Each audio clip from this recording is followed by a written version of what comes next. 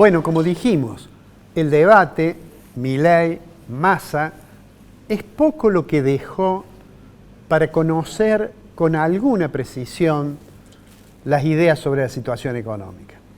¿Y por qué digo esto? Porque en general las propuestas que ha formulado el candidato de La Libertad Avanza han sido sometidas a muchas críticas y muchas veces revisiones que el propio candidato ha formulado, correcciones o relativización de alguna afirmación en materia económica. Y por el lado de Massa, lo hemos dicho muchas veces, es muy difícil sustraerse al hecho de que Massa es el ministro, es casi el presidente, y que diga que va a empezar algo nuevo, y ya hace un año que está. ¿Y cómo estamos? ¿Cuál es la situación económica esta que trató Massa de eludir, creo yo? Miren, ayer conocimos el índice de precios al consumidor, la variación correspondiente al mes de octubre, que todos esperaban, y que se confirmó, que fuera un poco más baja que la variación que había tenido en septiembre.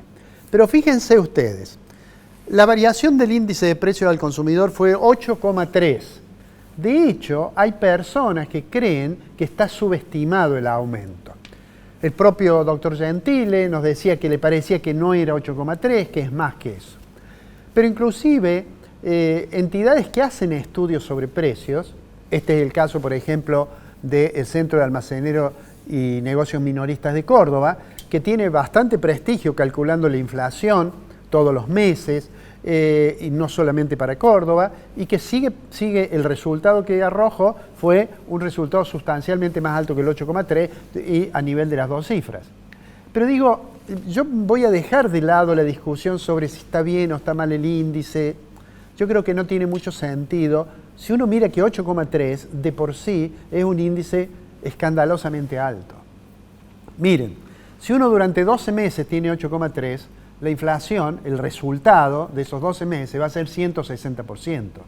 Pero no hace falta irnos a ese supuesto. Aún lo que ya ha ocurrido, y es el dato que está allí, la variación que existe en octubre, desde enero a octubre, es 120%, y cuando tomamos los últimos 12 meses, 142%. Y yo me atrevo a decirles que el mes que viene, cuando conozcamos el índice correspondiente a noviembre, de nuevo vamos a tener un índice de dos cifras. Este mes apareció, por un lado, con el tipo de cambio, es decir, con el valor del dólar congelado, con precios, con algunos precios de tarifas también congeladas, de manera tal que tenemos que esperar nuevamente, seguramente que vuelva a aumentar ese índice en el mes de noviembre.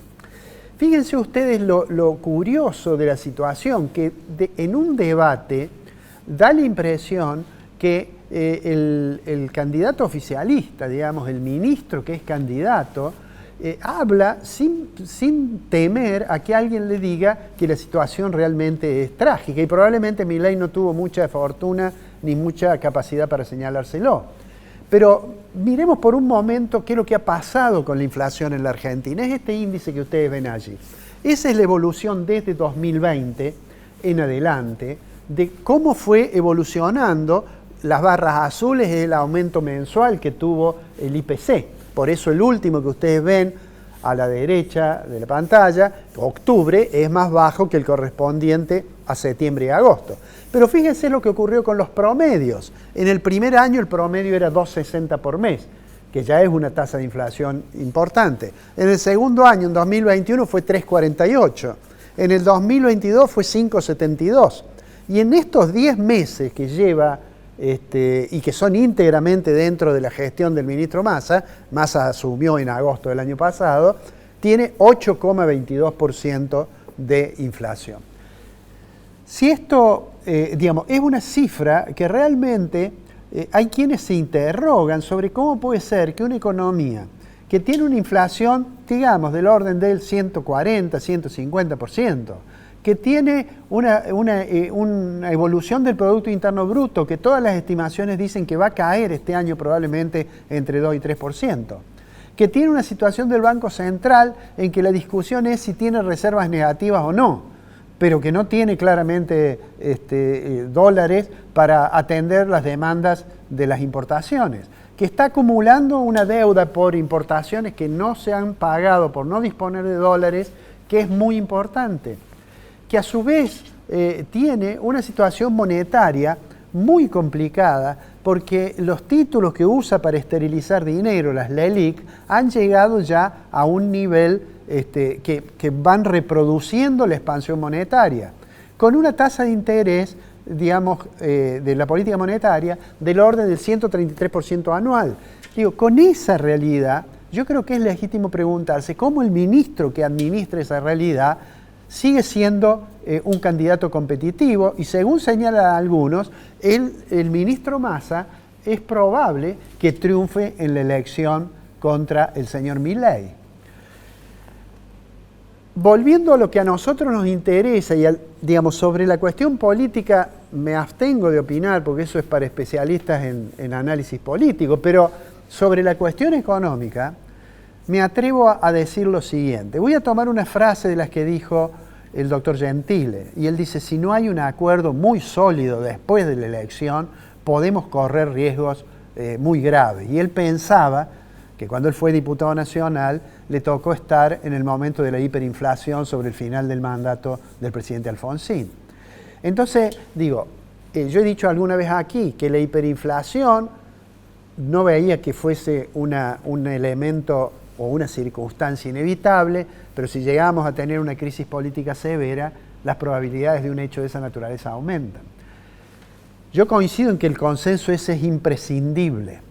Y además es imprescindible porque las decisiones de política económica que tiene que tomar el gobierno, que son básicamente tener un programa que tenga prudencia fiscal, que trate de equilibrar la estructura de precios relativos, que va a tener que recuperar el tipo de cambio, porque esta decisión de mantener congelado el tipo de cambio mayorista es nada más que electoral. Desde mañana, ha dicho el gobierno, comienza de nuevo la estrategia de tratar de que el dólar oficial camine, vaya creciendo con alguna similitud con lo que pase con la inflación, aunque el anuncio que se ha hecho es que esa senda, que eso que se llama crawling peg, va a ser del 3% mensual, con lo cual se va a seguir atrasando el valor del dólar.